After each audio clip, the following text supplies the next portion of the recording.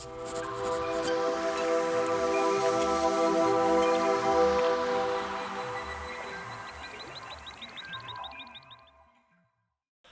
everyone, and welcome to this Biome by Grizzly video podcast where we will be talking about a UK conservation issue. I'm Roby Watkinson, and this is... I'm Emma. Woo! And today we're going to be talking about the plight of the Eurasian curlew. Dun dun dun. Curlews are amazing, and they have, like a lot of things, they've really suffered in the UK. So yeah, I think, do you want to start by just sort of telling people a bit about curlews? Yeah. I'll do a little kind of species overview of the curlew. So, Latin name first, just because you know I love my Latin names. The Latin name is Numenius arquata, both of which refer to the curved bill, and it's a large wader in the wader family Scolopacidae. It's one of the most widespread curlews, and quite often the largest wader in its range. So you'll be quite hard pressed to mistake it for anything else. It's this massive black wader with this fantastically long curved bill. Because isn't it the largest wader in Europe? So the ones that we would see here in the UK is the largest one in Europe. You might confuse it with the Wimbrel, a related species, if you're particularly far north in Scotland, but I think for the most of us, we'll be fine. I think the bill is kind of the distinctive part of the beak. Yeah. So why it's quite interesting in the UK, at least, is that it's usually a migratory species, and so it summers in Europe and then winters in Africa, Southern Europe, bits of India and South Asia. But actually, Britain is uniquely placed to be quite temperate during our winters because of the Gulf Stream, and so the British Isles are one of the only places where you get a population year-round. And so, I don't know, I think that's something to be quite proud of. I think it's really nice that we have this lovely year-round wader. And unfortunately, it's really badly endangered because of us. I think, yeah, it's because obviously we do have populations that come externally to the UK. But yeah, the fact that we have sort of the landscapes and the habitats that we can support curlews year round is fantastic. But a lot of that is being degraded, I think, in the sense that we are losing a lot of the habitats that would be suitable wintering grounds or suitable nesting sites. I think that's a big problem with curlews. Yeah, so you're absolutely right. Curlews are really unlucky in that they're kind of being hit with a double whammy. They're getting hit really hard during their nesting phase and really hard during their wintering phase. So when they nest, like a lot of waders, their nest is kind of like a tiny little bare scrape in the ground. And they like to nest on tundra or taiga or meadows. And in the UK, that kind of, by definition, means farmland.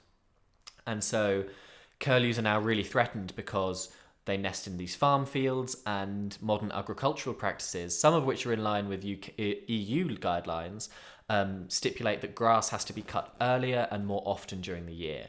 And so this poses a massive threat both to the eggs, which should be smashed to bits, and also the young babies, because they're not altricial. They can't just fly from birth.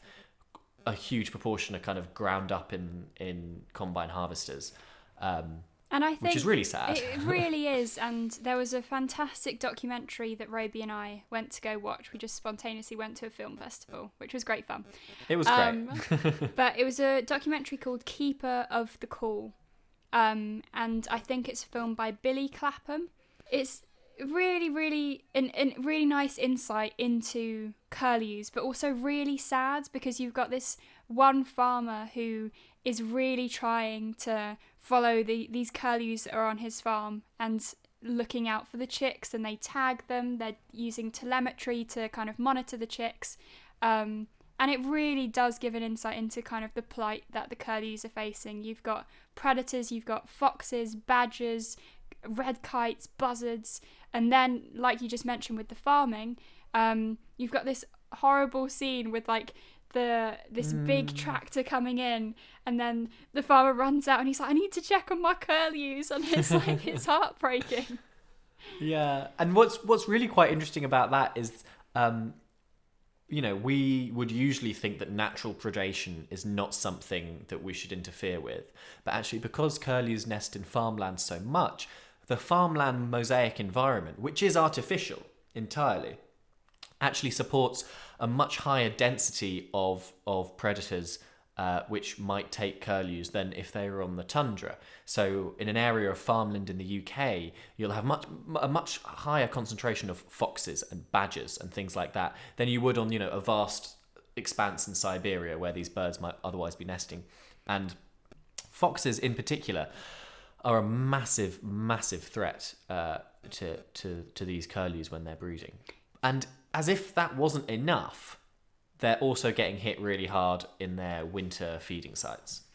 But I quite like that. So in this documentary, it was an electric fence. So it's just very humane. It's just a deterrent against sort of land predators like things like foxes and badgers. It won't harm the foxes or the badgers. It will just be a little shock, and it keeps the curlews safe. So I thought that was quite a nice means of helping the nest. Anyway. Yeah, absolutely. And there's also a fantastic conservation organisation called Curlew Country, which are going to nests, removing the eggs, hand rearing the chicks, and then releasing them. And so you get a much lower infant mortality for this species. I mean, it doesn't solve all the problems. It's very much a temporary solution, largely because of this next kind of threat they're under, which is their winter feeding grounds. So obviously these are wading birds, so they don't just like mudflats, they also like kind of flooded coastal fields and bogs. And these are being lost in the UK at a massive rate due to drainage and tilling. And so they're actually losing their winter feeding grounds, which they depend on to build up the fat reserves to get them through the winter and into spring. Yeah, no, I think that's the hard part for me. It's when they've got natural predators, I can understand that's sort of it's just part of the natural cycle. But then when you've got human behaviours interfering severely, then I start to think that we really need to play a role in that, because on top of the things you've just mentioned, you've also got the risk of climate change, which is going to affect everything, and it's going to affect us all. But the fact that already we're seeing an increase in the frequency and the intensity of storms in some areas like the fields or kind of the estuarine environments, they're just becoming too wet, and the curlews can't feed and they can't stay there in the winter. So the protection of these wintering grounds is really, really important for curlews. Another couple of threats as I was researching this, which I hadn't considered before, but kind of niche threats which just popped up.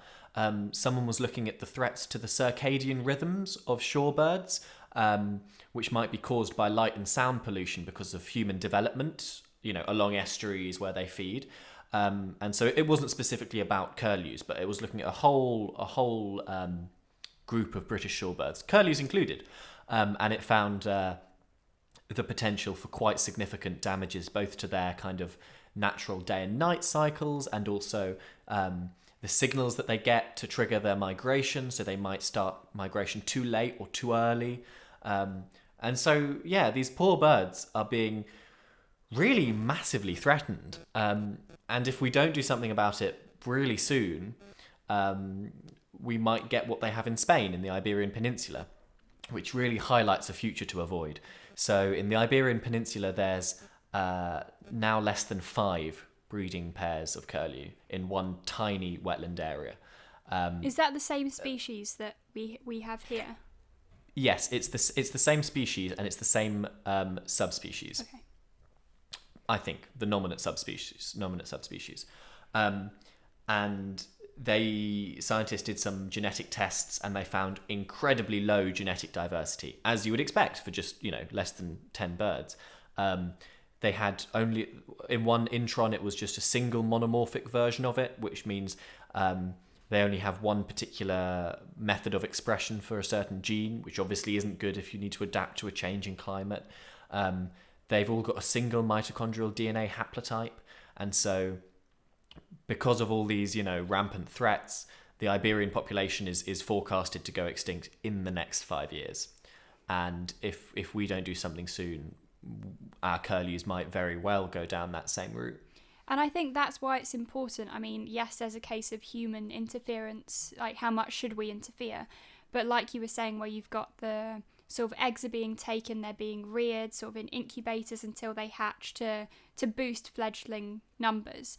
And I think something like that is crucial at the moment when you've got a population that's rapidly declining, like they are. Because isn't it something like we've lost 50% of curlews in the last 20 years? That's in the UK. Where is it? In England and Scotland, we've lost 50% in the last 20 years. In Wales, it's been 80%, and in Ireland, it's been 90%. Wow. So already, as we've said before, we might be seeing an extinction vortex for this species, which is awful. Yeah. Yeah. But I think and there is always these... Sorry, go on. No, just saying, I think that's why we need conservation efforts now. It's not something that we can sort of just think about and be like, oh, we need to do something, let's plan it. It's kind of like, no, we need curlew action now. So I really respect the organisation groups. Like you said, it's Curlew. What was the one you said? Curlew Country, I think it's called. I think there's also one called Curlew Action, and they're doing similar things in terms of raising awareness and yeah. But what should be noted is that these kind of captive breeding programs are useful now, but unless we address threats to the habitat as a whole, we're not really going to ever get towards a healthy population again. So, there could be incentives either through regional devolved government or through Parliament or through the EU. I know we're about to leave it, but perhaps that's something positive that could come out of this leave. Perhaps we could change our agricultural policy to encourage later grass cropping. We could also do something which was really quite interesting in that curlews are known to prefer disturbed grassland. So they would prefer a farmer's meadow to a wild meadow. That's but obviously interesting. Yeah, that is interesting. But obviously when they settle in farmland, they're at risk so much more from all these predators. So, on top of electric perimeter fencing, we could do something called grassland disturbance techniques, which was a very interesting paper, which basically said, actually, go out into some wild meadows, disturb the ground a bit, and you might get curlews to breed there, which I think is quite a novel it's solution. such an interesting way to address that. And then, like we mentioned in a previous video podcast that we did about beavers, bringing in other species as sort of land regulators or habitat regulators could also be an option, because things like beavers, they can restore wetlands. They've been shown to sort of be able to transform and improve the quality of land in that way. So not only, like you're saying, these human kind of land management strategies, but maybe if we want to take a step back, we could hand that role over to things like beavers. Or, introducing large ungulates, bison, stuff like that. They will disturb the grassland to no end. Yeah. Sorry, we really love bison. Yeah, bison are really quite close to my heart.